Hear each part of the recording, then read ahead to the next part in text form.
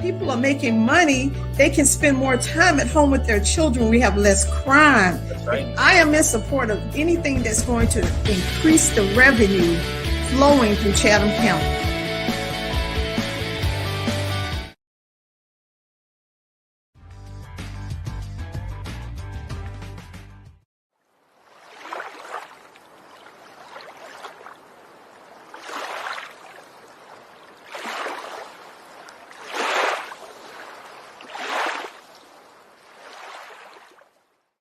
Ivy is definitely worth saving.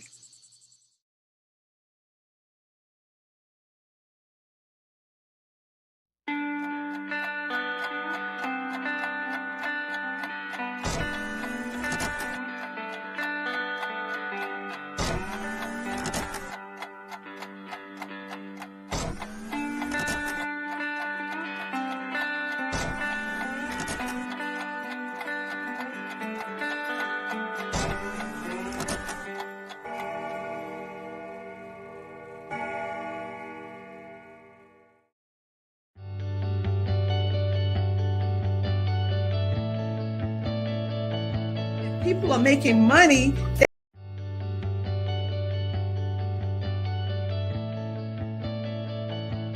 But yet you're pushing people out of their community to put them where? It's time for the communities to start winning some. I want you to make our city better.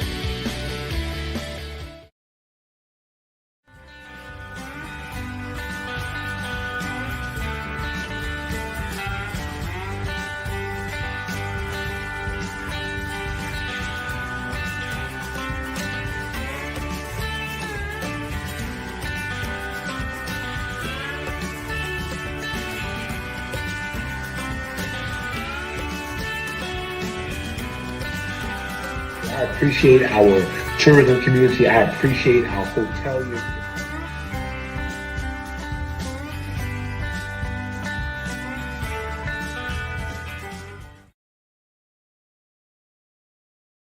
The following show and broadcast is a production of Better Savannah, an independent expenditure committee dedicated to better policy outcomes at the state and local level. The views, opinions, and statements made by the hosts and/or their guests do not necessarily reflect the views of Better Savannah.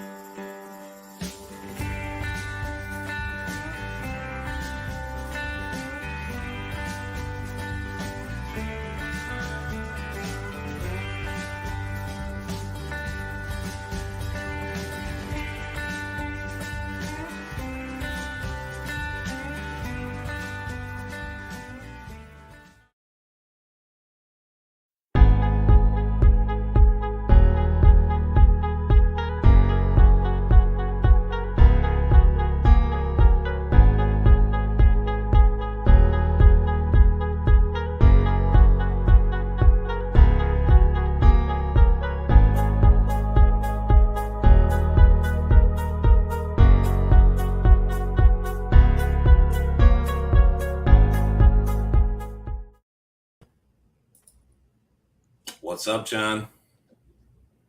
Chuck, we're pretty busy. It's been a busy few weeks, man. It's election season really crept up on us. You know, it's 2 weeks, basically, almost two and a half weeks to election day, and so I just didn't realize how busy we'd end up being, and I'm just really excited for these shows. This content's really good to highlight these kind of suburban municipalities of Savannah. You know, yeah, they are rising up and getting involved in their city elections, and that's nothing but a good thing, Chuck. Absolutely. You know, I just want to start off the show, you know, on a personal, I know you knew him too, you know, but just on my own civic and political journey through Savannah, John, and in 2014, I managed the primary campaign for a lady named Amy Tavio, who ran for Congress in Congressional District 1. And Ed Filer was one of those few old guard, just stalwarts of this community. He was the first president of Leadership Savannah. He passed away either last night or this morning. It was just announced right before we came on to do this live show. I saw it in the last 45 minutes. I just put up a post, just kind of, tagging Amy and letting people know like he was really somebody like on the level of Howard Morrison and all of them, but I always found him much more approachable and much more interested in the future of progress in Chatham County. And I just will, always cherish the, lunches he used to take us out to give us, more insight and, more institutional knowledge in a lot of the way that you have, John. I know that you're not. Thanks, Chuck. I'm not planning on leaving. So I hear you. No, I'm not saying that. I'm just saying, and I know that people would obviously say that he was much more revered, which is very factually true. He's a big guy, big legend. Savannah. His son's a world-renowned author, New York Times bestseller multiple times over. Council of Dads. That they're just an amazing. Yes, I mean, just several great books. Amazing family, amazing guy. And I hope he rests in peace. And I just give out some condolences to his family. So we've just been super busy. So when that I saw that come across the wire, it just kind of made me stop. Yeah, made me stop. And I've just been off the phone all day for work and other things. And so it's just been a good time to stop and reflect and be thankful for those memories and those times. So with that being said, John, it's episode 62, man. We're live for our regular Thursday weekly time slot. We've had a lot of episodes, obviously, over the last 2.5 weeks. We'll have another episode Tuesday to round out our Port Wentworth series. And then next Thursday, during this regular time slot, Garden City. We're going to have a Garden City. I got to have a better name, but I just called it the Garden City Free-for-All Show for now because I didn't have that's my working title, but I'll get a better one before we go. But I think we're going to have one of the at-large candidates and most of the District 5 candidates, and so more the merrier. I was telling you, it feels, John, like Port Wentworth and Garden City and Tybee Island are kind of at that cycle where we were in Savannah a few years back, in 2019, in terms of just approaching a big change, a fork in the road. And so with that, we are happy to have another forum tonight for District 3 in Port Wentworth. There is an incumbent, and we have the two challengers on tonight. They're both, longtime residents with very strong, deep connections to the community. Rufus Bright is a minister, and Janet Hester is, I don't want to say you're a farmer, but, you're obviously connected with the agricultural world very deeply. And so you guys are both running to challenge in the 3rd district. John, you and we've learned a lot about Port Wentworth this week. I feel like they've got a crash course in Port Wentworth this week with speaking to a bunch of people in the community and, interviewing several candidates for other seats. So I want to start off with this kind of overarching question of what's up with the reputation, of the leadership in this community. It seems to have had a lot of turnover. Governor Kemp had to step in to, keep an appointment on that council, and they've had to reappoint a bunch of people. It seems like the direction, it seems like it's a rudderless ship is probably the best way to put it. There's $30 million sitting in the bank and their general fund, and they've got more money coming from the federal government. I'll start with you, Janet. What has been wrong with the leadership over the last 4 or 8 years specifically, and what needs to change in the direction that the council is headed? Well, basically, those who are in leadership that are dominant is from I hate to say it and point it out, but they're from downtown Port Wentworth. There has been a great divide between downtown Port Wentworth and North Port Wentworth for many years. That divide began a long time ago, and we've not had a leader to bring any type of unity that is at the level of the city government. No one has been interested in what can we do to bring unity to this city and breach that issue and that divide in terms of simple things like infrastructure out here. One of the major issues has been that they annexed us in 1989. We had been living here a year at that point, and our daughter was a year old when we moved in here. And we went to downtown Port Wentworth for years for her to play in rec ball. That's how I met all the people that I know in Port Wentworth. At that time, we had Monteith, Minehart, Highway 30, and Pine Forest subdivision. And that's all that was out on the north side of Port Wentworth, Saucy Berry and those areas. And we were sparsely populated in terms of population out here. And so they annexed us, and, we thought, well, okay, we've been annexed and we'll grow. We'll see all of these plans that they had at that time come to fruition over time. But it's been 32 years. You cannot get downtown Savannah. If you're a parent, you're going to sit in traffic for 30, 40 minutes to get to downtown to play on those fields and with other teams. When the bottom line of the fact is that the downtown area can barely put together teams. I appreciate kind of like going backwards there with the kind of the longer term view of the last 20 or 30 years. I'll direct this question to you, Rufus, and then I want to give you guys both just a chance to introduce yourselves because I forgot to do that. But Rufus, it seems like the last 4 or 8 years, there's been just a crisis of leadership. All the while, during 8 years, this town, this city has doubled in population during that time. What has been wrong with the direction of the leadership of the current council? It seems that there is a group of incumbents who, by appointment or election, you're kind of sticking together to hold the line. And clearly, there's been failure in the last 2 terms. What needs to change in your opinion? Well, first of all, I go back to when Mr. Jones was mayor. It was a lot of corruption then. He was going to run for mayor another term, but because the corruption was so deep, he resigned from running.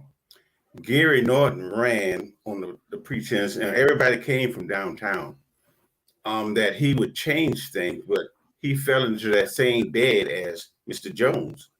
And it's a collusion for power.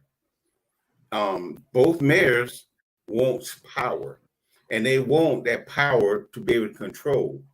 The governor, which I thought that was really, he shouldn't have reached down from Atlanta to choose somebody from our surrounding. We should have did it ourselves. But he chose to reach from Atlanta and pick somebody to put on city council. I think that was a misjudgment on his part. He should let us pick somebody because we are the people of Port Wentworth. And I think that was a very injustice because now you added to the trouble that was already there. So we should have been able to voice our opinion who we wanted there instead of the governor saying, well, I'm gonna hand pick somebody and put him in there on that seat. That caused more corruption. Well, I appreciate both of those answers. Like I've gotten a lot of feedback about, what these last 8 years have been like, and hardly any of it's good. I'll just want to give you a chance, and I'll start with you, Rufus, this time. Just tell our audience, who is primarily in Savannah, but definitely reaching into Port Wentworth, Garden City, and West Chatham. We're been around for 2 years now as an organization, and a lot of people in Chatham County pay attention, have heard of it at least one point or another. So for those of our viewers and listeners who don't know you guys, tell us who you are, why you decided to run for this seat this year, and a little bit about your campaign. Well, my name is Rufus Bright. I'm an ordained minister.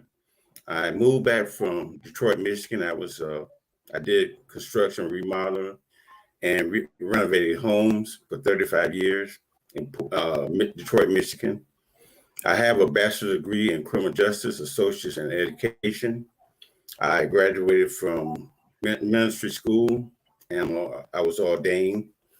I came back home in 2011. Unfortunately, during that time, my mom passed before I moved to Port Wentworth. And just as I brought my home in Port Wentworth, my mom passed. When I moved to Port Wentworth, I saw a place that I had visited way back. During that time, Port Wentworth had dirt streets. And we used to go to fellowship with Port Wentworth at the nursing home, sing songs to the senior citizen. And I came back and I saw Page Street, and I kind of liked Port Wentworth from that point. The boy, yes, I talked to them and got more interested at Port Wentworth. So I moved in, talked to them, and I started seeing the things that I did not like in Port Wentworth. But I still like the environment. I still like the city. So I started working to try to change things and make things a lot better for the people in the cities of Port Wentworth. I've been a part of the sheriff department, going inside the jail and ministering to people in the jail. I've been a part of the Thunderbolt nursing home for 9 years, going there to minister to them before the COVID come. And I saw that I need to make a change where I live. So I ran for at large. It was a close race. Unfortunately, 3 people was in the race and 29 votes separated me from getting office. Now I'm in another race. I'm in this race because things need to change. The power struggle is that they want control. They want to keep it in downtown. That control need to stop. We have an incumbent, Linwood Grimes, that was appointed for the seat that Debbie had. She died.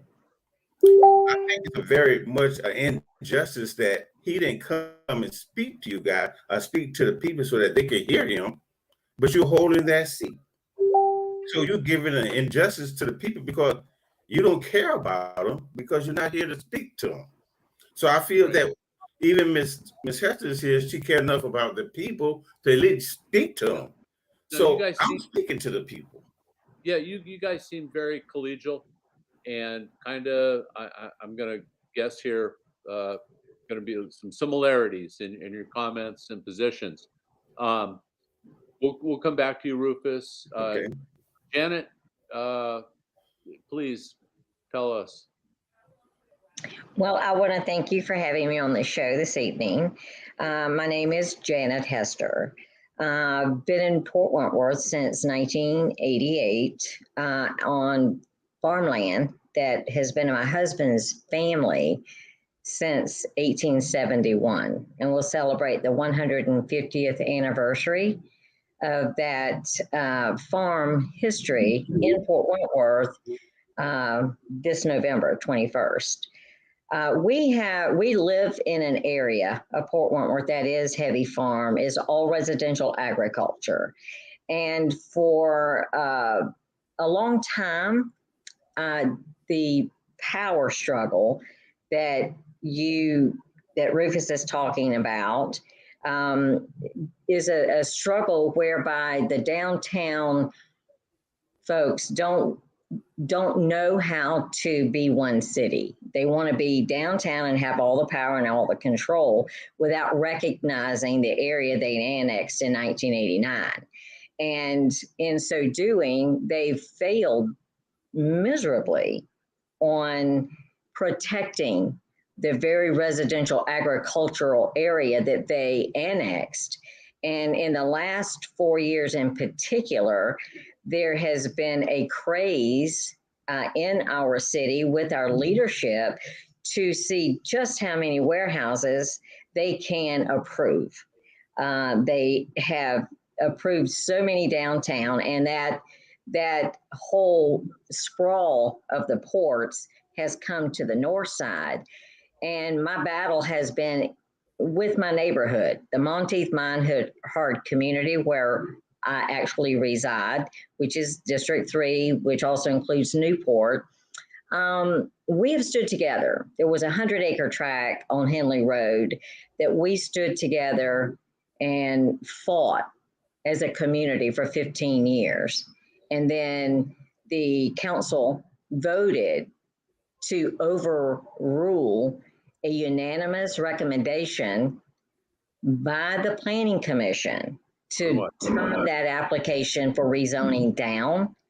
And they then approved the rezoning, which this whole complex that they're building on that road would be coming up right to the backyards of all the residents who live in the Monteith area. So my argument then, and still is, if you're not going to stop the warehouse sprawl at Henley Road, then where on the north side are you going to stop it? So if you're not going to stop it with that, when? Okay, so Janet, if I understand you correctly, it sounds like you are an advocate of utilizing the city's power to zone and create an overlay or some means to keep the sprawl of warehousing contained in a certain part of the city? Yes, absolutely. Look, we are a port economy in this state and in Port Wentworth. It generates a tremendous amount of income, tremendous amount of jobs. And I don't deny that, but there are appropriate places for warehouses to be built. It's just not in residential areas. And that's what my battle has been for a long time. The other battle has been in the fact that we were annexed 32 years ago, and we still have no recreation facilities. The city has bought now 66 acres in District 3, and they bought it a number of years ago. And one of the things that I'm going to push through is the construction of that. It actually is landlocked property. And that landlocked property is going to have access through Hester farm property. Okay. I know Chuck is questions about where's our feedback coming from, Chuck? It's coming from Janet's mic. It's a little too loud again. Hang on. I'll get it fixed. I want to start with Port Wentworth's relationship with Georgia Ports Authority. I think this is probably one of the most directly affected municipalities by the growth of Georgia Ports. Georgia Ports Authority is going to double its capacity over the next 8 years or so with the money that came to dredge the river and expand the port. Here in Savannah, I think Chatham County as a whole, this is one of our organization's key policy goals. It's a long-range goal, but we feel that there has to be a united front from all the municipalities and the county and the delegation in order to get the state's attention. What is the burden to the residents going to be for the doubling of port capacity if there is no recurring revenue in the form of a port container fee that could be split by the municipalities and the county? I'll start with you, Janet, and then I'll go to Rufus with that question. Impact is all on Port Wentworth. Yes, every other municipality has a measure of impact, but Port Wentworth really bears the brunt of it. We are somewhat more at ground zero with that than other cities because of the I-95 connection, the Jimmy DeLoach Road that was built. But the truck traffic doesn't stay just on Jimmy DeLoach.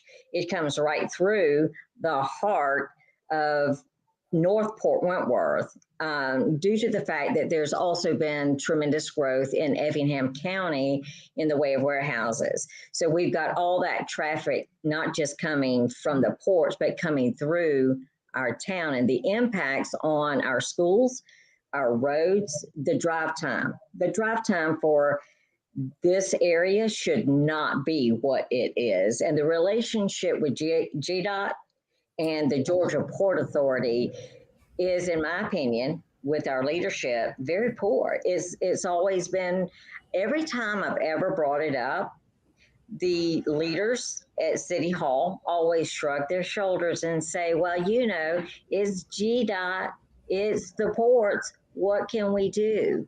And I don't accept that. I don't accept the fact that we don't have a good working relationship, and we should help them to understand the impacts that we are bearing. And Thank you. They need to do more. You want them to be a good neighbor. I think I hear you saying they're part of our economy. They're our neighbors. We're not trying to run them out of town. We're just trying to get them to be better neighbors. That's correct. I want, with the jobs and the economy, I want people to live in Port Wentworth. I want them to be able to go to the ports and work those good jobs. Drive the trucks. These are all good high-income paying jobs. But I also want you to be able to come home to a neighborhood that doesn't have a warehouse sitting next to it or in the backyard. Thank you. Rufus, I'm sorry to cut you off, Janet, but Rufus, I want to direct the question to you as well. What is the cost to long-term residents of Port Wentworth for this growth? And can you sustain it without some recurring revenue in the form of a port container? Is this something that you will advocate as a council member? First of all, we have to, as a council member, we have to get strong leadership that will have to go after GDOT. The leadership we have now is weak and scared of GDOT. We have to go after GDOT and let them know we coming at you with everything that we have, because we need wider streets. We need more traffic lights because we have congestion.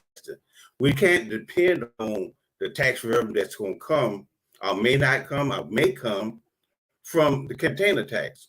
We need a partnership with the longshoremen and say, look, we need your help to get GDOT to open up these roads, give us some more widening, give us some traffic lights that we can move along freely and we can go back and forth to work without all this congestion. We need to form a partnership. We're going to have to live together. We're going to have to work together. And if we can form that partnership, we can work these things out. But if we got weak leadership, we can't do it. Yeah, it's a leadership. That's what we keep hearing. And the history supports the absence of that leadership. So this is a fascinating election. Yes, it is. You got it. I just want to address. I mean, there's a viewer comment live that I'll throw up on here. You know, no warehouse jobs, no ports jobs. Simple. It's not that simple. I don't think at all. I think that there's a supply and demand in the national, international, and regional space that puts Savannah Port in the prime position, and for these communities that support that port. Make no mistake, every variance for a warehouse, every road that is upkept, you know, which the roads are in bad shape in Port Wentworth, according to the majority of the candidates we've spoken to. You know, that's us supporting the port. So it's got to be a two-way relationship. The growth is going to come regardless, right? The question is whether it takes 8 years exactly to double, or if it takes 8 years and 10 months because we put in policies that maybe slow the growth just barely, right? A lot of people from industry will tell you that 8-month waiting period for growth is a loss, and it's a loss for special interests who would benefit, obviously, but it's not really an overall loss to the community. We're in the tightest labor market in my lifetime, right? You know, so when people talk about, oh, we're going to get these 6, 7, 8,000 jobs over the next decade, who's going to fill those? Right. in terms of this market right now. So I just don't think now is the time to be giving away growth for free, and a port container fee is needed. Now, what needs to happen is every municipality that is directly and indirectly affected, to name a few: Garden City, Port Wentworth, Savannah, Tybee Island, all of these municipalities need to pass non-binding resolutions that say, look, we are at a short end of the stick in terms of the cost of servicing the infrastructure growth for the growth of this port. We need a permanent recurring revenue source that comes from the GPA in the form of a port container fee. It does not have to be explosive. All right. Long Beach, California, we like to talk about this all the time, has a $48 port container fee. None of us here are advocating that. But to say that $5 per container is going to suddenly put Savannah's port out of competition for any port on the East Coast, I think that just means you need more research in the market. So would you, both of you, I'll start with you, Rufus, would you support, passing that type of resolution on Port Wentworth City Council so that we can start to have a mirroring resolution across all the municipalities, and then maybe get the county to follow through with this type of non-binding resolution? I mean, this would get the attention of state leaders. Rufus? Yeah, yes, I would definitely want to pass something like that, because if we work together, we can get a unity. But if we're working separately and everybody's going the opposite way, we won't get a coalition. We need a coalition together where all of us are working together to get the same result. And to add a little to it, just smarter services, smarter and productive government. Why I say that? Because we're finally getting a car wash in Port Wentworth. We don't even have a place where we can get a tire changed. We have to go to Rankin. We have to go to Pooler. Smarter business decisions. That's what we need in Port Wentworth. Appreciate that answer. Janet, I want to turn it back to you and just ask the same question as a follow-up. Would you support that type of non-binding resolution that, again, hopefully we can get replicated across the county so that our state leaders will take notice? Absolutely. I feel like there's strength in numbers.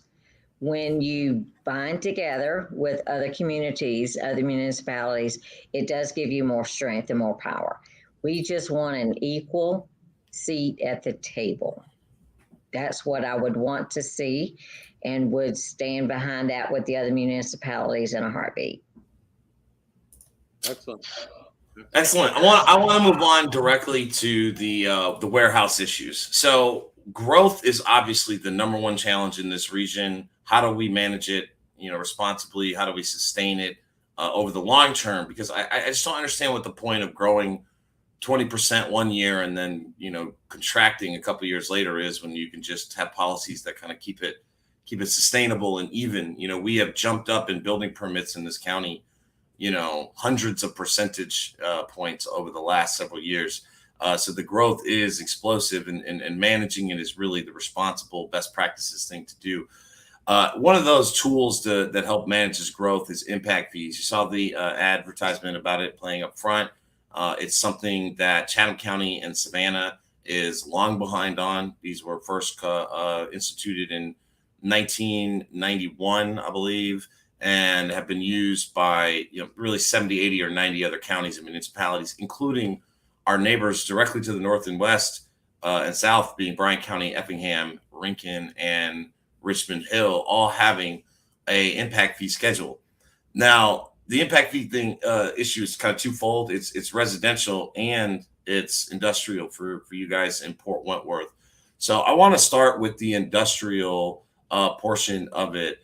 Both of you have a lot of experience, and I'll start with you, Janet. But this kind of encroachment into residential areas, people who got homes 10 years ago that were thinking they were in the residential part of Port Wentworth, and suddenly they're in an industrial backyard. Just speak a little bit to what impact these would do for the warehouse growth that's left to come in Port Wentworth, and whether you support it.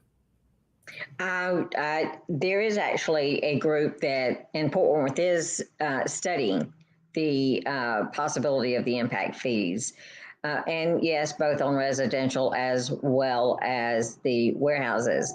And I feel like there has to be impact fees put on the warehouses, because they like to talk about all the jobs that warehouses provide, but they really don't. There's an enormous warehouse called Crossgate Logistics, 40 jobs. Dynacraft has about 40 jobs in that building. There just aren't enough, there's not enough payback to people. In fact, the wages are not that good either, because people can't even work in those warehouses and have one income and buy a house in Port Wentworth.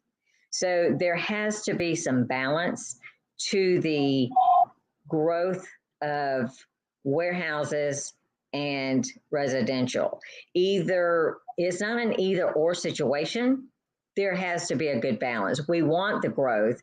We want smart growth. We'd like to be able to get our teeth cleaned in Port Wentworth. We'd like to have more commercial development, but it is all seeming to go towards the only vision is warehouses, when we need commercial entities to come in, and we need dress shops, consignment shops. We need those types of services in Port Wentworth. And again, to repeat others, restaurants. We need restaurants. We need shops of all different types, because currently for most everything, we have to go to Rankin, Pooler, or Garden City, and even some into Savannah. So we need to have a balance of this growth. And I just don't see how you can put a massive warehouse in a residential community and keep the community intact. The quality of life is so diminished by that people will move out. And when they move out, they're going into other counties and other municipalities. They're not going to stay here. And listen, let's just face it, Port Wentworth doesn't have that much land left. If, downtown got crowded out by, the residential got crowded out by warehouses. So Yes, if ma'am. we in the north side get crowded out, then where are the residents going to go? Thank you for that answer, Rufus. I want to turn it back to you. This district is kind of like the buffer district between the north and the south. Based on my viewing of the map, and so this is really close to that old downtown where most of this is. What is your view on impact fees as a tool to responsibly manage growth in Port Wentworth over the next 4 to 10 years? Well, looking at the next 4 to 10 years, first of all, taking in consideration, in the next 3 to 4 years, you're talking about building homes and apartments. You're talking about 3,500 new homes and apartments that's going to be built in Port Wentworth. That's 3,500 new cars that's going to be dumped on the highways. We don't have the capacity to handle that. That's an impact right there on traffic. Now you're talking about warehouses. Then you're talking about warehouses. You're talking about some more stuff that's going to take away from the value of your home. So most people are going to want to move. I leave. I've talked to the residents and say, I don't want to stay around here with all this coming into Port Wentworth. I want to move. I want to move farther away. I don't want to move. I want to stay where I'm at. So what I have to do is fight all these things that's coming. The impact that's going to happen is it's going to take away from the value of my home. It's going to take away from the privacy and the pleasure that I enjoy as a homeowner. I don't want to lose that. So I want to fight against that so that I can still enjoy the pleasures of my home.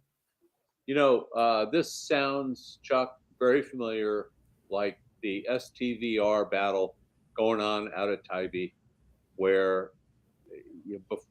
before they knew it, 48% of all the residential housing stock became short-term vacation rentals. And it happened over a 6, 7, 8 year period. And the residents are feeling like they've lost their community because it's occupied by Yeah, these municipal, it seems Tybee is the growth of tourism. Port Wentworth is the growth of industry. I'm wondering what the growth piece is in Garden City when we do that episode in a few days. But I've just found that the growth is doing something different in each kind of municipality that we've taken a look at so far. John, go ahead. What's the next policy question you want to discuss? Well, let's do a fundamental topic, and that is term limits for elected officials. The mayor of Savannah is term limited to 2 terms.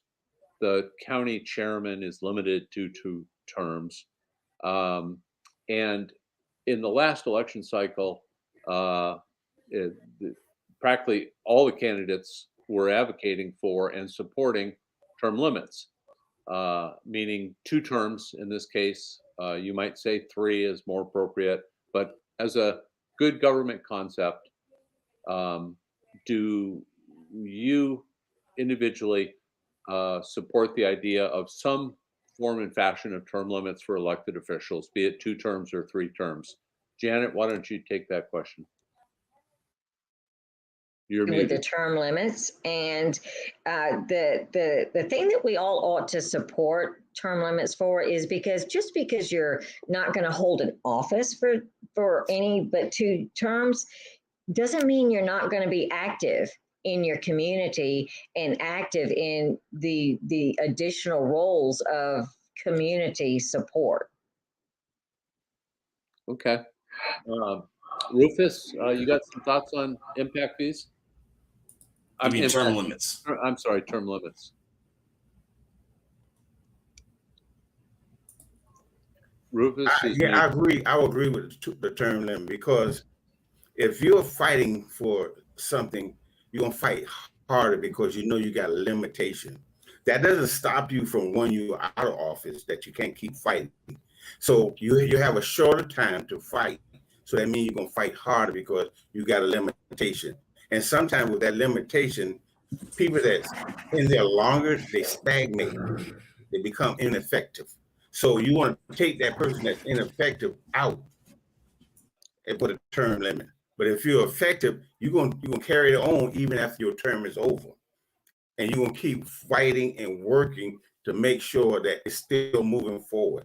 So I agree with term limitation to stop stagnation.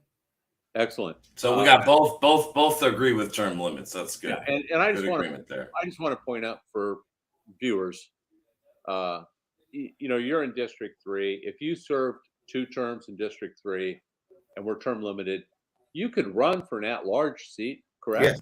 Yes. Or you could run for mayor. I mean, yes. It's not the end. It's just the end of your tenure in that position. Okay. Thank you. All right, I want to talk about development in the area. Development is obviously a prime piece of growth. Currently, you guys, along with Savannah and the region, work with Savannah Economic Development Authority. As far as I know, there are at least 2 active deals in Port Wentworth. There might be more. I don't know for sure, but I'll try my best to find out. Savannah Economic Development Authority is the state chartered or authority organization that negotiates job development growth on behalf of the county, the school board, and the municipalities that participate. Okay. I want to first talk about the structure of the board and how it gets appointed itself. And then I'll let John ask the second question about kind of transparency and the way it works as a whole. Right now, the board of directors of Savannah Economic Development Authority are appointed one of 3 following ways. It's a rotating appointment. There's 15 members. The first appointment goes to the Chatham County government, which is the county commission. The second appointment goes to the city of Savannah. And the third appointment goes to the board itself. Okay, so it's what's commonly referred to in ethic watchdog's world as a rotating door, right? Port Wentworth has doubled in size in the last decade. Pooler has doubled in size in less than that, right? Or about the same time, basically. I mean, these are 2 of the fastest growing municipalities in the entire state. when Savannah Economic Development Authority was spun off from the port in the 80s, it really was a Savannah and Chatham County only kind of authority. Now this is a regional economy. My question for you both is this, and we'll start with you, Rufus. Do you support working with the delegation to either reform that process that gets a rotating municipality like Pooler or Port Wentworth a seat at that table? Or some candidates have even mentioned exiting the agreement with CETA and having their own development authority, themselves. Where do you see the future of development for Port Wentworth? We'll start with you again, Rufus. I think that would be a good cause for Port Wentworth to be engaged in, because it'll help Port Wentworth grow as a city. It'll keep us intact with things of the future. Right now, we're behind. Even though we're growing, we're still behind. And that will help us be with the present time and help us keep up on pace with what's going on in other cities, so that we can stay a step ahead and not a step behind. Okay, excellent. Absolutely. Thank you for that answer. Janet, same question. Your thoughts on the structure of how that board gets appointed and whether Port Wentworth should have a seat at that table.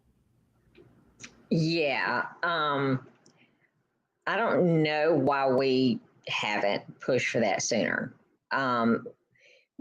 Again, Port Wentworth is bearing the brunt of so much of that port industry that we haven't, the fact that we haven't had more input is very disconcerting, to the point that the enormous port complex, warehouse complex at the viaduct on 21 in Port Wentworth is and belongs to CETA. They came out, they acquired that land, and they put that in there. And we don't get the tax dollars from that, but we bear the brunt of that. And the tax dollars all go to Savannah. Again, why we haven't had a seat at the table is beyond my understanding. And yes, I would fight for a restructuring of that organization to include not just Port Wentworth, but all the municipalities who are bearing the brunt of that. Great. You're a rapidly growing community like Port Wentworth or Pooler. It only makes sense, I think, that you deserve a seat at that, because you're making it happen. So why shouldn't you be there? Let me ask you this. CETA is not that unlike every other economic development authority for other cities up and down, all across America and up and down the East Coast. And for our viewers, so they'll get the setup to this.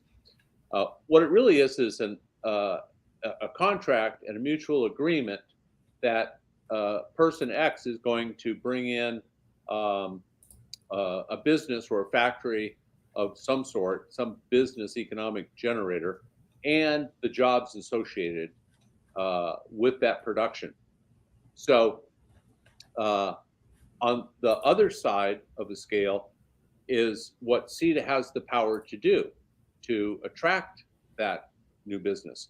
They can abate property taxes for the municipality, for the county, for the school, and the bond issuance is also a feature and a function that's available in these deals.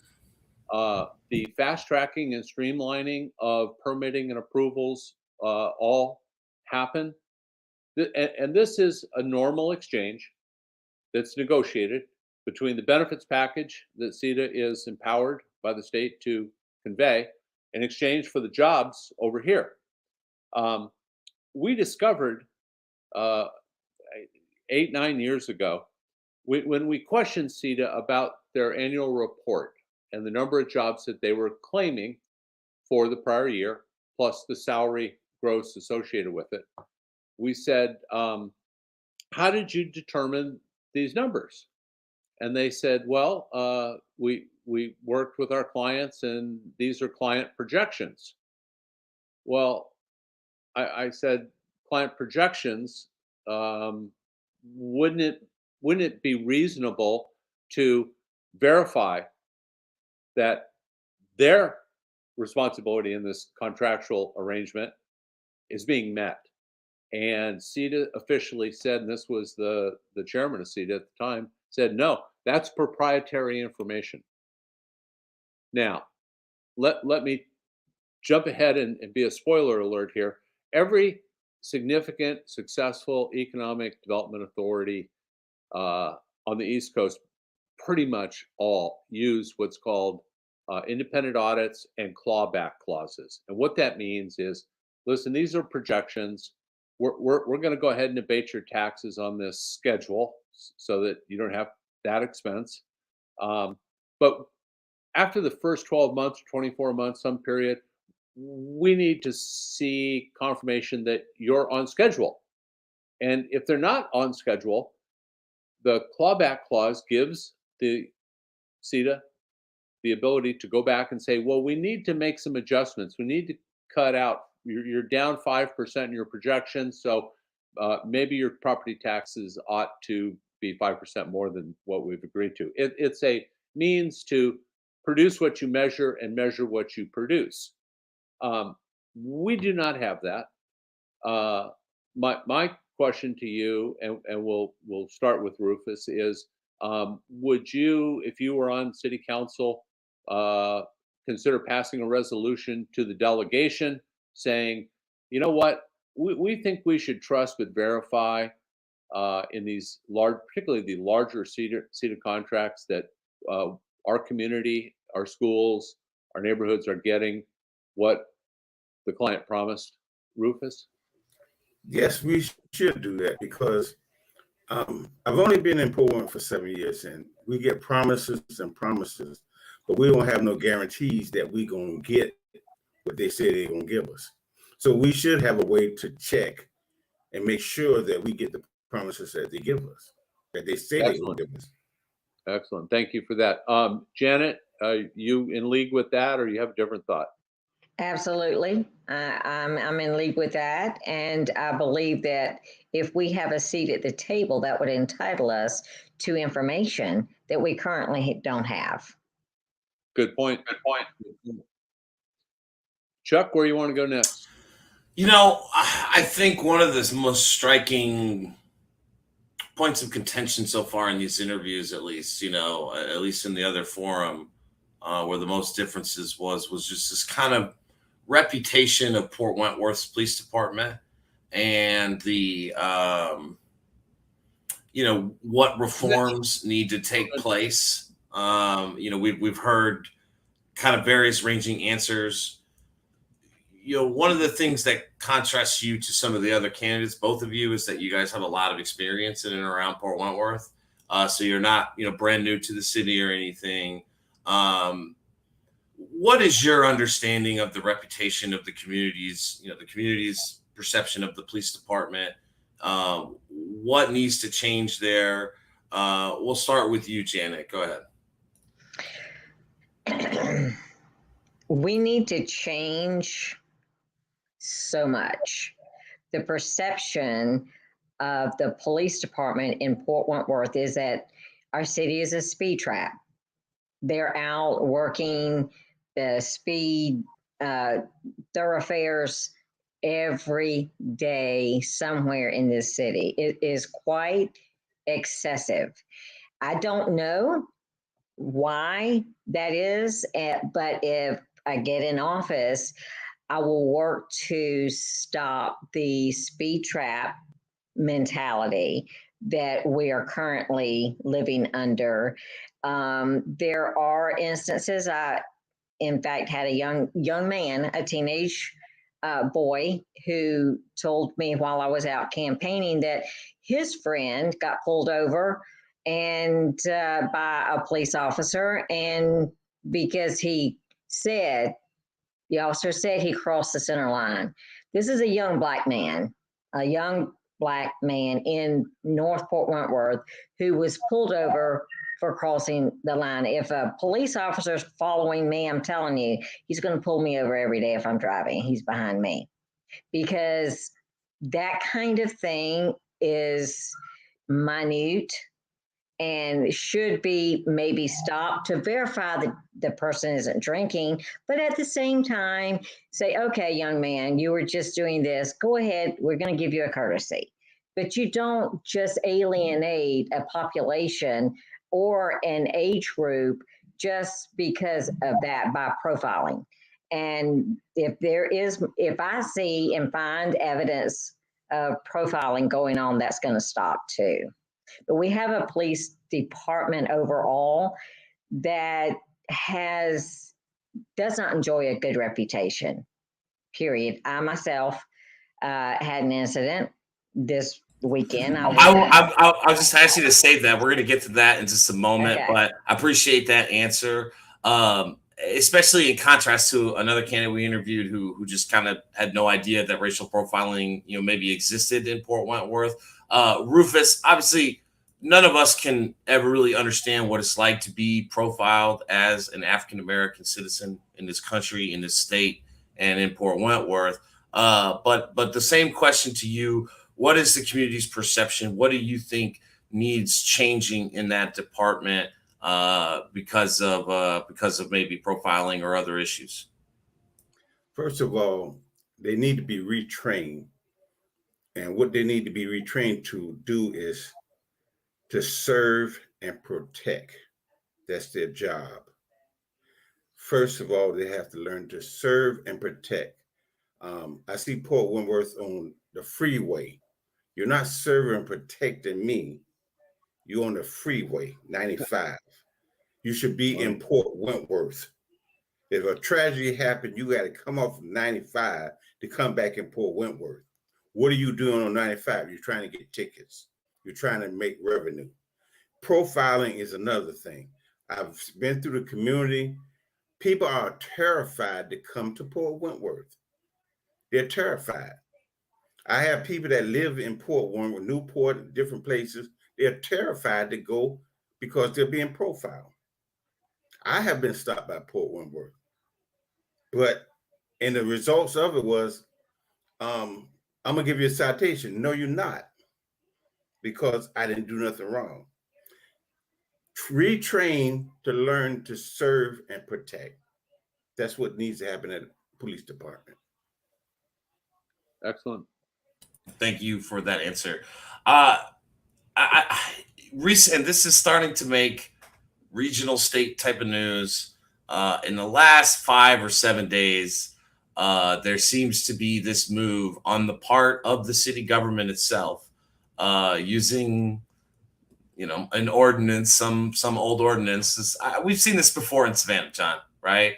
Where candidates put their signs in right of ways, right? Yep. And all of a sudden, we've got a budget for enough code enforcement officers and police officers to be able to go around and pick up not only all the signs and right of ways, but to start to cross private property lines. I'm going to get to you in a second, Janet, but I just want to start with you, Rufus. Have you experienced this, your supporters yourself? What do you think of this? Would you ask your opponent to join in, with you in condemning this type of action on behalf of the government? Well, I woke up on one morning. I had different signs in my yard, and I woke up and they were gone. Are you serious? I'm serious. So, the other candidate? No, it was two different Mr. races. Hall and Miss Smith, Joe Smith, and I had my sign there. And I woke up the next morning, they were completely gone. And I went other spots, they were completely gone. And I said, wow.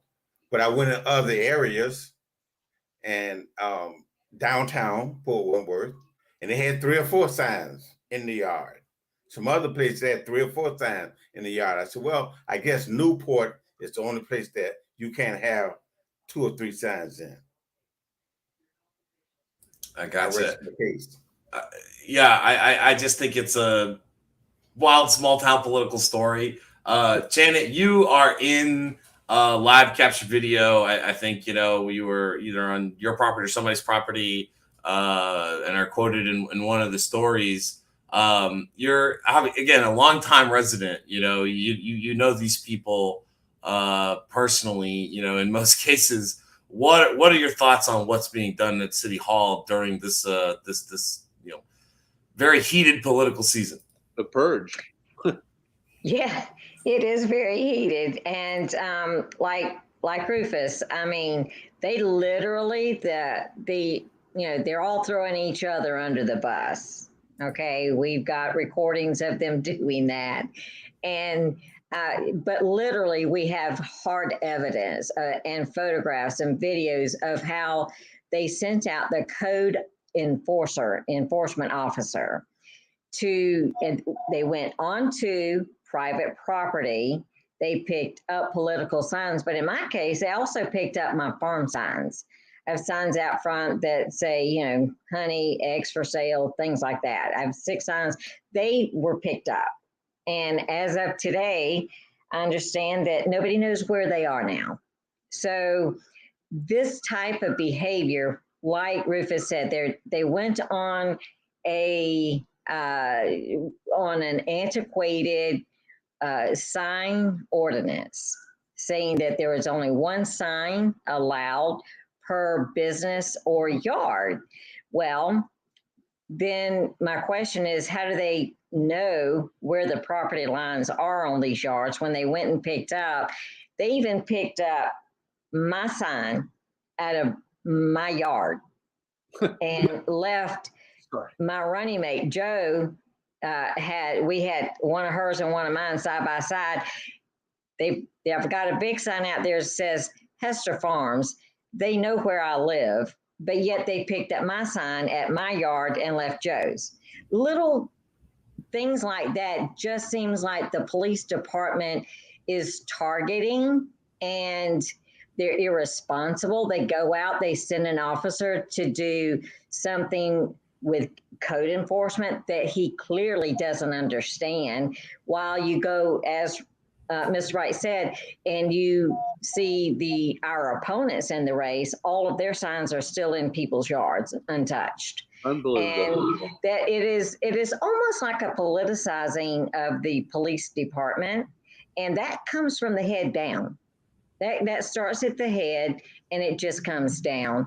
And when you have a police chief that feels like he has so much power that he can act on his own, doing whatever he wants without arbitrarily enforcing something, without training his officers on how to do it.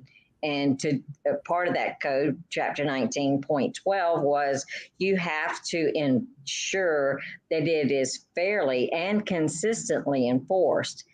But they didn't do it. So why do it at all? It was just a real debacle. And then it went from bad to worse when I went over to find my signs. Accountability shouldn't be that hard. It's local government. There's the police chief, the city manager, and the mayor. And, it seems to me, someone needs to explain their interpretation and why they decided to administer, action. And, again, either somebody might need to polish their resume, or, the GBI might need to get a referral, but who knows? It wouldn't be the first time in Port Wentworth, I'm sure. Neither in Savannah, by the way, either. Again, we're not punching down here. Savannah's got problems way out the wazoo, so definitely not kind of comparing. One of the things we have not gotten a chance to talk about, and I think I'm glad to get a chance to talk about it with people who have such a good connection to Port Wentworth, is this whole kind of business of the chamber / hotel motel tax contract, because we have heard now through these interviews there are 2 main issues of where money needs to get spent: roads, right? Infrastructure, and quality of life projects, right? And so, again, I think we deal with this in Savannah with the hotel motel tax issue because there's a ridiculous amount of money in it in Savannah. It is a lot of money in Port Wentworth too. but the challenges are different in terms of what needs to be done with that. What are your thoughts? And we'll start with Rufus. What are your thoughts on what that money should be doing on behalf of the citizens of Port Wentworth? Let me just give you an example, right? They say that this money has to be used for tourism development product. I'm told, and I hear from candidates and people in the community that you guys need a community, kind of field complex on that land that's owned near Janet's, property, right? I'm not a lawyer. I just play one on Facebook, right? But I would say that developing that type of property is a tourism product. If you're going to have ball games from visitors, I mean, that's a visitor, right?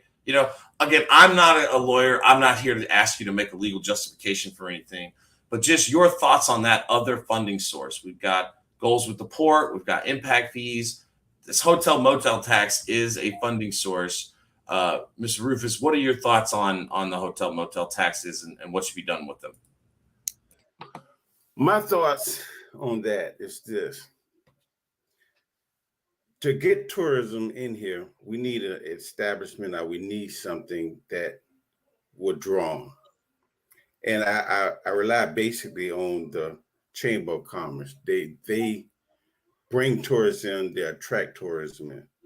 Unfortunately, the city council that we have now have just fired the Chamber of Commerce. So we don't have a Chamber of Commerce anymore.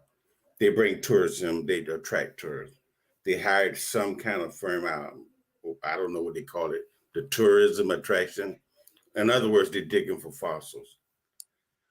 That is a revenue that will support the tax base in Port Wentworth, the tourists. We're not going to have any tourists because we don't have anything to draw the tourists in. We don't maintain our freeways. We don't have smart businesses where they can sit down and eat a decent meal. Burger King, Taco Bell, that's okay. But people need places that they can actually sit down and eat. Hotels can't get filled up if we don't have any tourists. The big mistake they made was firing Chamber of Commerce. They think they're smart, but that's backwards business. We're going to see the outcome of that pretty soon when nobody's coming through here. And we're going to say, wow, we don't have any tourists. We need that to keep Port Wentworth growing. I appreciate that answer. I will just note, I think that the hotels, especially because of I-95, are most likely to stay relatively, filled. I'm not sure. I don't think it's a demand issue. I think it's about what the revenue is used for on the other side. But they're going to spend their money in Rankin, and they're going to spend it in Pooler. Right, but that's why getting like either a complex or redeveloping downtown, that's a plan I've heard from other candidates as well. That's why we were asking. But I heard from you that, firing the chamber was a big mistake. I appreciate that answer. Janet, is it as simple as firing the chamber was a mistake? What else, do you envision for the use of that funding from the hotel motel tax? Well, in all reality, the state, as you know, mandates that the tax money collected from the hotel motel people has to be spent on tourism to bring more tourism in. And that's something that we cannot, the Port Wentworth Chamber of Commerce and this tourism board, they are obligated by law to spend that money that way. Now, if you're talking about how else the money could be spent, then that would be an issue we would be addressing at the state level to broaden the expenditures of that monies and what else it could go for, such as recreation that will help bring in more tourism revenue. But again, what they did was an absolute vendetta against the chamber, and they handed monies over to a tourism board that cannot do what they have promised to do, which is an archaeological dig at Mulberry Plantation, because it's under lockdown at George Borson. They're never going to agree to that. But I mean, if they do, they're never going to give up that land. Or what are they going to do? Are they going to allow people to come watch the dig and charge them? Is that a form of tourism? I mean, I'm confused. I don't understand how they're going to use that money. And the funny thing about it is that nobody really asked that question on council before they made these decisions. They didn't even ask those questions about how you intend to do it. Do you fully understand how these funds must be used? But yeah, it was an embarrassment. That this was so publicly fought by their side. They have put out a lot of false information against the Port Wentworth Chamber. It was just it was out of control and embarrassing at best. Thank you for that answer. We've got just a time for one more kind of major question, and then we'll let you guys kind of close out here. John, what's your question about SPLOST? Well, I'm curious to know, having served on the county commission and cycled through one SPLOST initiative, with your growth in population, hopefully you're going to tell me that you guys as a city have been able to negotiate successfully with the county, which is the receiver of the SPLOST action. It's a county thing. Are you guys getting your fair shake out of the SPLOST pie? Either one. Okay. Janet. Okay, so we did renegotiate, but it's been a number of years. So it was like mid-census, halfway between census years. And so we went in and negotiated and did get an increase in those funds. But now that we have doubled in population since the last census, we fully need to go in and renegotiate that again. I presume you've got a property tax and a millage rate. Yes. Okay. Yes. Has that been relatively stable over the last 4 or 5 years, or have you guys been increasing or decreasing that?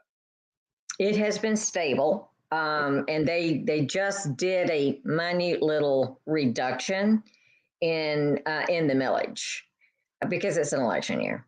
Well, SPLOST 8 is, I'm sure, going to be a subject of discussion in the next year, maybe 2, and I'm just hopeful that you guys will be settled with a new council that has a focus and a unity to it, so that you don't get, well, let's put it in the positive sense, so that you get everything that you deserve on the splits as prescribed by the state of Georgia on that.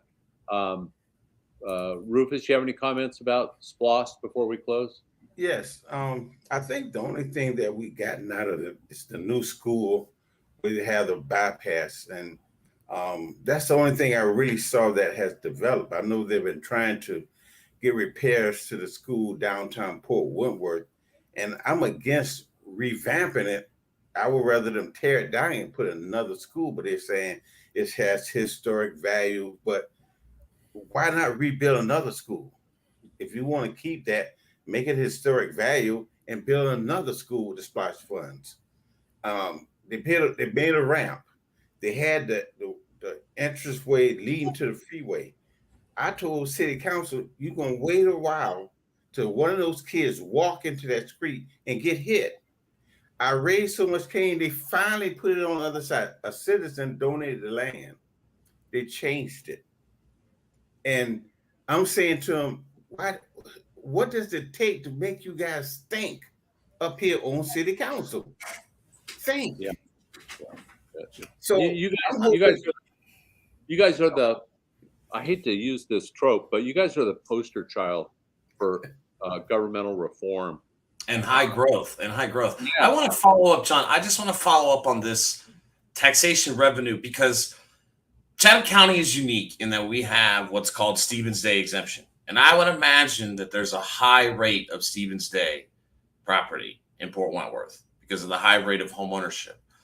But I just want to stop and remark, because these issues are similar but different than Savannah. John, they're the same issue, but it's like a flathead versus a Phillips. It's a screw, but it's like the growth there is more industrial and residential rather than STVR or tourism directly, right? Right, correct, right? Like it's not the same thing like here in Savannah. But I just want to remark that even when you hold the millage rate the same, and even when you only lower it a little bit, the goal is to be lowering property taxes as much as possible, because it keeps home ownership affordable, and more importantly, it keeps rental property taxes down. And who lives in rental property, right? The people that every politician claims they care about when it's election season, right? The middle class, the working poor, and the deep poor, as they would say, the deep poverty. So these revenue sources that we always talk about, these links in the chain, so to speak, are ways for you to replicate funding. I just say this to council people in Savannah and other municipalities all the time. You should never spend a general fund dime on something you can spend impact fee money, SPLOST money, on money you can spend elsewhere. The goal is to reduce the general maintenance and operation costs and, reform that so that it's lean and mean. But also, too, when you save that money, maybe it lets us raise salaries for better quality police officers that maybe have more training. Like these are the types of things that we're talking about.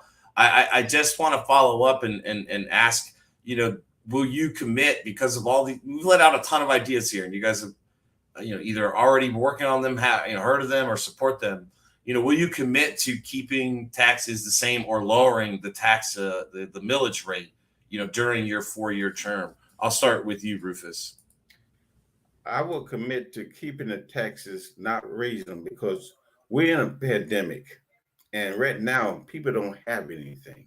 And I go back and say, like back in the day, they say we're already on our knuckles and our knees. We don't need to be any farther. So I'm against raising any more taxes against us now because we're in a pandemic. Right. Thank you for that answer. Janet, I relayed out a lot, obviously. Your response to the question about raising taxes or lowering them, keeping them the same during your term. Yes, I would not raise them. I would lower them, and I would restructure the way it is being done currently. There is a base amount of taxes that is exempt, and then anything over that amount is what you pay the taxes on. And I am aware of the fact that that is not balanced in this city. Well, you're gonna have to convince the legislature to help you change that. That's probably a longer range goal. I do understand what you're saying, but there are limits. Obviously with what can be changed. Would you at least commit to keeping the millage rate the same or lowering it during your term? Oh, I would absolutely keep it the same or reduce it, because as you said, we have a $30+ million bank account. I don't say we go in and become spendthrifts, but we find ways to give some of that surplus back to the people by lowering those taxes. Right. Yeah, there's a great observation on your part to condense our discussion tonight, and that is that this city has opportunities for just and reasonable revenue sources, whether it's port container fees, which you're richly entitled to, whether it's impact fees on new construction, be it industrial or residential, keeping CETA accountable that they are in fact producing what their clients committed to. All those things take the pressure off of you guys to have to make up the shortfall with the millage rate property tax increase. So I sure appreciate you guys coming on the show tonight. And Chuck, what about? Absolutely. I just want to give you guys a few minutes to close this out. Your closing thoughts, and please tell our audience, and I will put on one of the scrollers here how to get in contact with you if you have a website or a Facebook page, so that way I can get it to our viewers. Also put it in the description of the episode when I post it to the podcast app. So that way people who are in Port Wentworth, we had a large viewing audience of at times over 20 people viewing. So I'm sure there's some new viewers from you guys' areas. Please share our episode, like the page. This is episode 62 of the Better Savannah podcast. So, this is something we've been working on for 2 years, and we've started doing weekly shows early in the year. So again, I just want to thank both of you for your generous amount of time. I know that you're both campaigning very hard. Please stay safe, and hopefully nobody has to go to jail before the election season's over. But Rufus, I'll start with you. Just give us your closing thoughts and tell our viewers and listeners how to find you and get in contact with you. I have a website. It begins with a capital A, brighterpw @gmail.com. The telephone number is area code 912-323-3234. And my thoughts is that I'm looking to better the Port Wentworth, and we have to be smarter. We have to work harder. I want to be your voice, because what you hear, I want to hear. What you see, I want to see. And I will be your voice on City Council in the 3rd District. Thank you. Is that it right there? Is that it right there? Yes, sir. brighterpw@gmail.com. Got it. All right. Yes. So people want to email Rufus here. If you're in Port Wentworth, you have any follow-up questions or you want to help him out, make sure to get in contact with him. Again, thank you so much for coming on the show. Janet, do you have a website or an email or anything that you'd like us to have? I have a QR code. Oh, what's that? Oh, there you go. Let me see if I can full screen you real quick.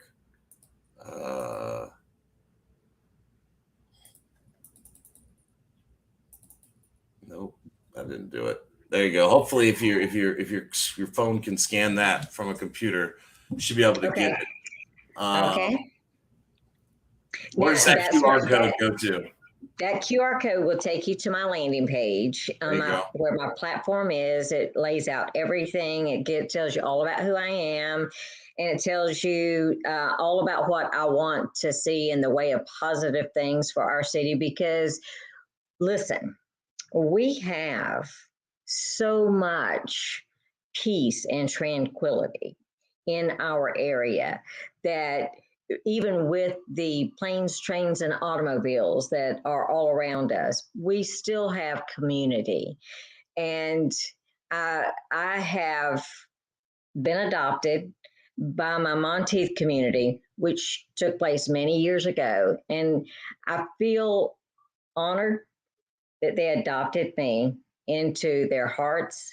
And I want to protect them, and I want to represent them in every way that I can. And it is because of these folks that have embraced me that I want to reach out and give back to them.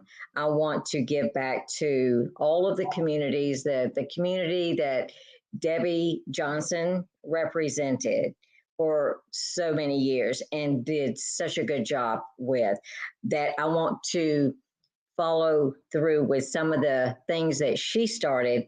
I would like to see them finished. But most of all, I want to build community pride again. That is something I feel like has been promoted. The city's been promoted in such a negative way from some voices that really are doing so much damage to our city, that we need to get in and we need to repair that reputation and that city image from the head down to that police chief and police department. We need a complete rebuilding of our city. And I want to be a part of getting that done. Very nice. Thank you so much. I appreciate those answers. And again, I really appreciate both of you agreeing to sit down with us this evening. We will have one more show rounding out our Port Wentworth series. We'll broadcast that on Tuesday the 19th. And that episode 63 is titled Port Wentworth at Large. We'll have Joe Smith on to just discuss the at-large race. And now that we've spoken to both of the districts, I think that'll be a great conversation after these two district forums. So again, I just want to appreciate, extend my appreciation for you guys coming on. Please stay safe on the campaign trail, and we wish you both the best of luck. Okay, appreciate it. Well, John, two really great forums back to back here, man. Yeah, I am impressed with Port Wentworth. The future of Port Wentworth looks bright, what I would say. There are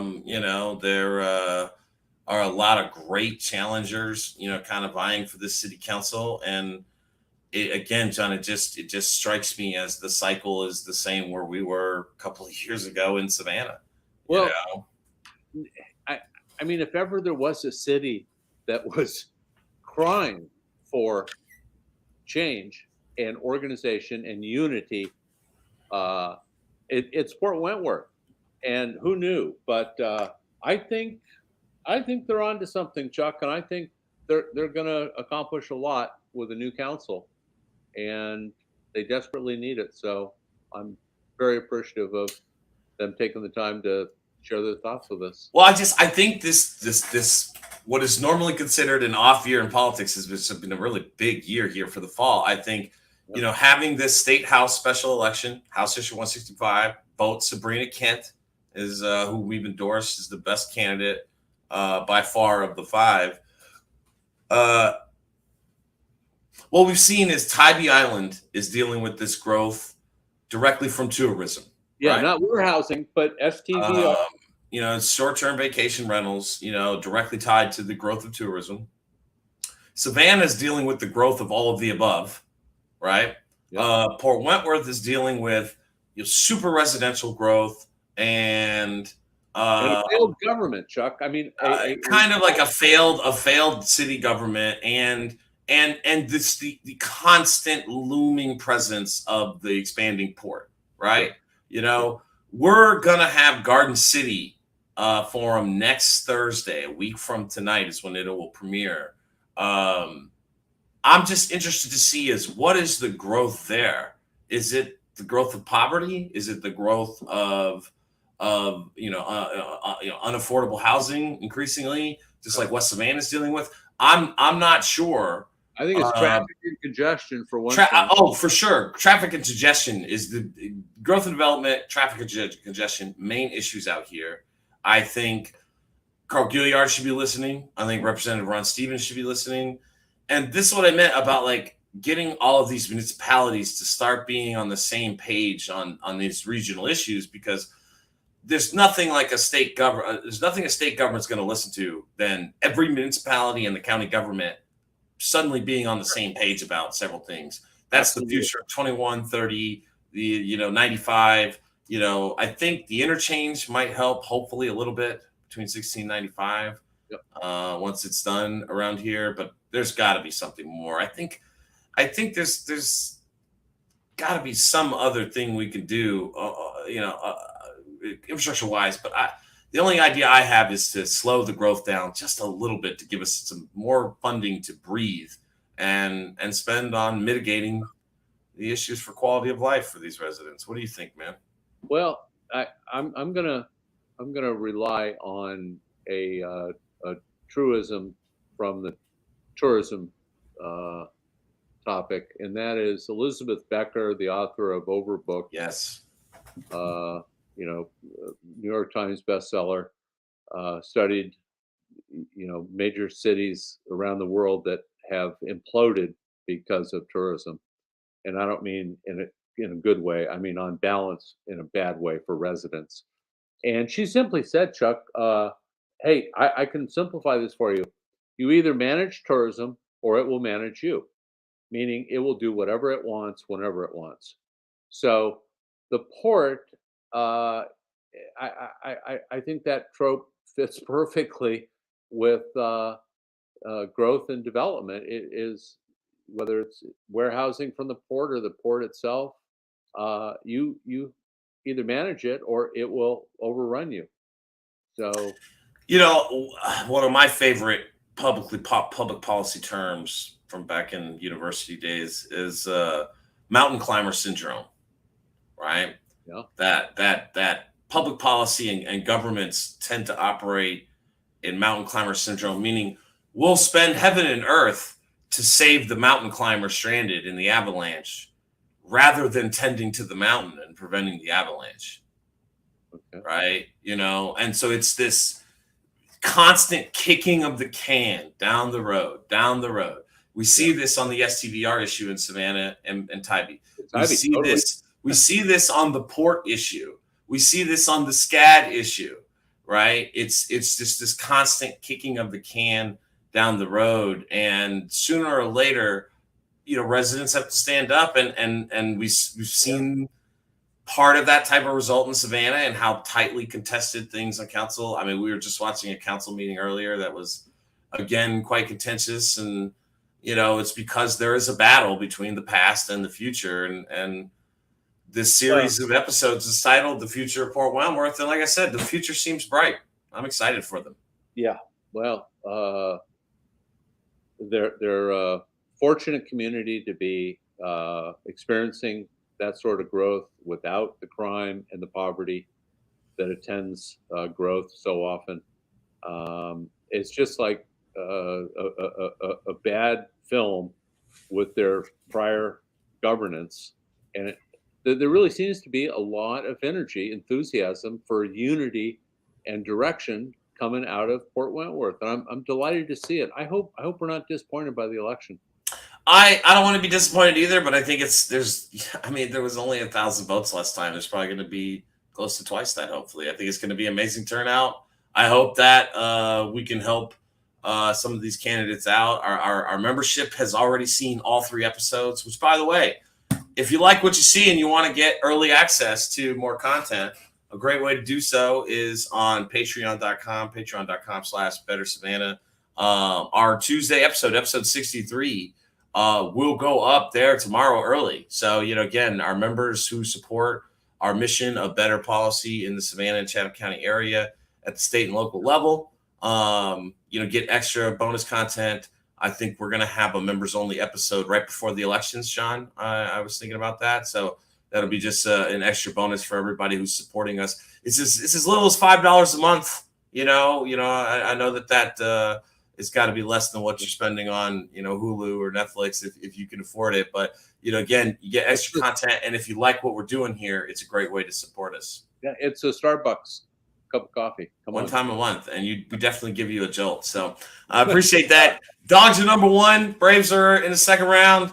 I hope both of them win. I'm really pulling for it because they got Kentucky will be the team Georgia loses to. If it's going to be a team, it's either Kentucky or Florida we're going to lose to. Georgia always does this. They tease us, and then they lose to a team they're not supposed to lose to, right? So I'm hoping for the best this weekend, and we are off for live shows for a week. We'll have 2 shows next week, but they're both being pre-recorded. So this is our last live show. We're obviously very busy during the election season. I'm looking forward to some policy shows after. Yep. John? Yep. Got a lot to talk about. A lot of task force reports to go through and rip apart in some ways. Yeah, and let's see how this inane rock and roll marathon. Oh God. Can I just say something about that? I think that's funny you mentioned that. Okay. So 2 things. Van Johnson had a breaking news conference. Mayor Van Johnson, Savannah, Georgia, had a breaking news conference yesterday at 5 p.m., 4 p.m. no less, via Zoom, to announce that the Rock and Roll Marathon was going to go ahead. Okay. Couple of things. First off, other people on council immediately said this decision was not made by council, it was made by staff and the mayor. I thought that was interesting. Yep. And let me tell you something. At 8:30 in the morning on the same day, Forsyth Farmers Market announced that they moved to Tiedemann Square at Ardsley Park because of Forsyth Farmers Market. So I just think it's amazing. Forsyth Farmers Market Facebook page has better. I mean, they're in the know. I mean, clearly they announced the Rock and Roll Marathon a full 8 hours before Mayor Van Johnson did. I just think that's funny. So, well, social media is where you get the news from in Savannah. You and I both kind of suspect that the mayor is a PR maverick and is so attached to the spotlight and social media management that it's not a surprise to us. No, it's just his thing, and he enjoys it, and it sometimes becomes a little comical. So. And again, I know that there's people who view this that may not like the content or whatever, and you don't have to watch it, and we've been working on this. We've got a growing membership group that just is supporting the content and the causes, the policies that we're advocating for. If we support a candidate that you don't like, doesn't mean that we think badly personally of their opponent. Yeah. It's just growing pains. They don't call it that for nothing. Growth is a little painful. Sometimes we got to support somebody other than who you know, or who you went to high school with, or to church with, or to whatever, It's changing, just not as fast as absolutely, and God knows sometimes you support a candidate and then they get in office and flip on you. So, let me make one parting comment. One party comment, John. What you got? I'm beginning to feel bad for Van's 4 pocket votes on council. They looked brutal today, John. They don't offer anything. I don't know if Van's not letting them speak up. All they do is follow the mayor. Now one council member, I'm going to go back and look if I have some spare time. All she does is makes motions or seconds. And to fight so hard to win a seat on that council and then to become inert and just a follower of the mayor's policy, it's so autocratic. I feel a little bad for them because they're kind of being smothered.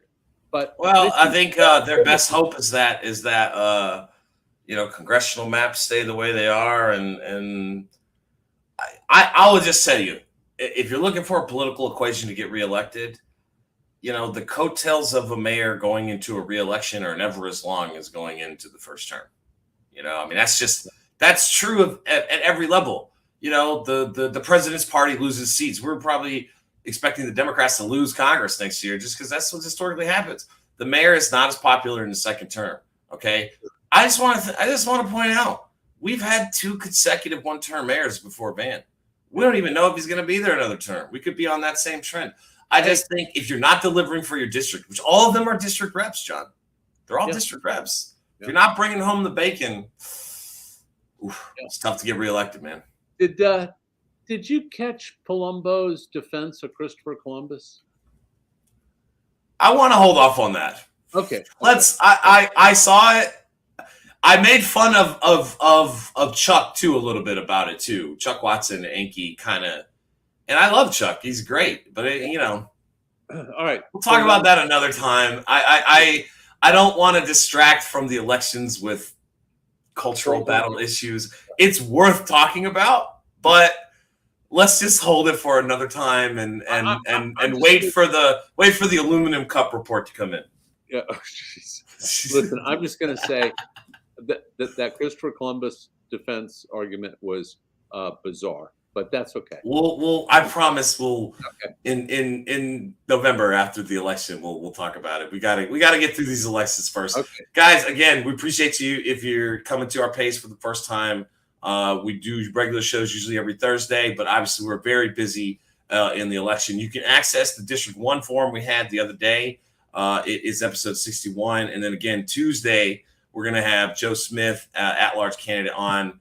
And then Thursday, we're going to have Garden City with like 3 or 4 or 5 candidates, John. It's going to be interesting. It's been a while since we did. Didn't we just have Joe Smith on?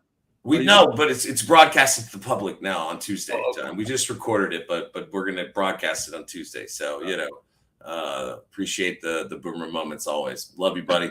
All right, guys. Appreciate you joining us. Join us Tuesday and Thursday next ATR, week. We love you. ATR, follow Yeah, that. Savannah, train wrecks. No more time today, but they're playing. They're playing on Tybee this weekend. So if you want to go see a great show, and maybe even hear Better Savannah's song we use, Song for Sally from them. They let us use. I hope they'll play it for a brief moment, get a live capture of it. All right, I'll talk to you soon, John. Appreciate it.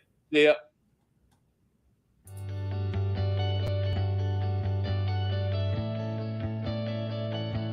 But yet you're pushing people out of their community to put them where? It's time for the communities to start winning some. I want you to make our city better.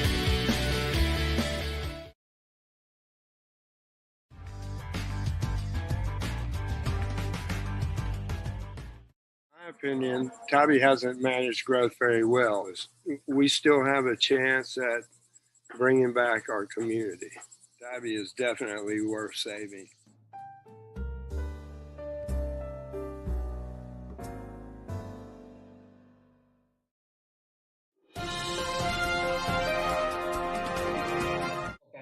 This is the Council of Change, and we are bringing that. Today is delivery day. We're out here delivering the pilot to-go cups. So I'll see you all out there. I'm going to go rock this delivery. Come out and enjoy the aluminum to-go cups, and we'll be launching these bad boys next week. I'll see you out there soon.